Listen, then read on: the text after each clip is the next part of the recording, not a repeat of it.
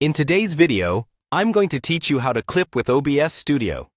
We'll walk through the full process, step by step, so by the end, you'll know exactly how to capture short clips from your gameplay, streams, or any screen recording using OBS. First, make sure you have OBS Studio installed and opened on your computer. If you're completely new to OBS, it might look a little overwhelming at first, but we're only going to focus on the parts that matter for clipping. At the bottom, you'll see sections for scenes, sources, i.e., audio mixer, and controls. We'll mainly be working with the controls area for recording, and a couple of simple settings.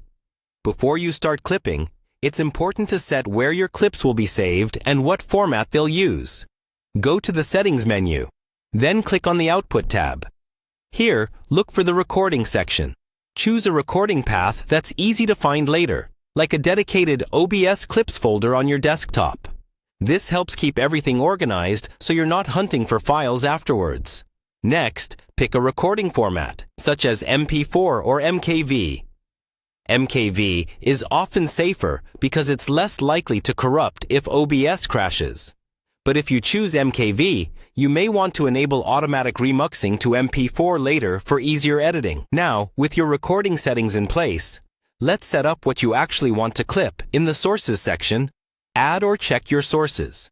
For example, a display capture. If you want to record your entire screen, or a game capture if you want to focus on a specific game.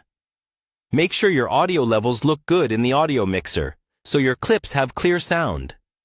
Aim for audio that peaks in the yellow, not constantly in the red. There are two main ways people clip with OBS. The first is traditional recording, where you start recording, do whatever you want to capture, and then stop. In the Controls panel, click Start Recording when you're ready, and Stop Recording when you're done. This creates a full video file that you can later trim down into smaller highlights using an editor. The second way is using the Replay Buffer feature, which lets you save the last few seconds or minutes of action after something happens. To use this, in Settings under Output, enable Replay Buffer and set a duration, like 30 to 120 seconds. Then, back in the main OBS window, click Start Replay Buffer. When something clip-worthy happens, hit the hotkey you've assigned for Save Replay, and OBS will instantly save that recent chunk as a clip without you needing to record everything. Once your clips are saved, you can open them from your chosen folder, quickly review them, and bring them into your editing software or share them directly. And that's the process of clipping with OBS Studio, from setup to saving your highlights.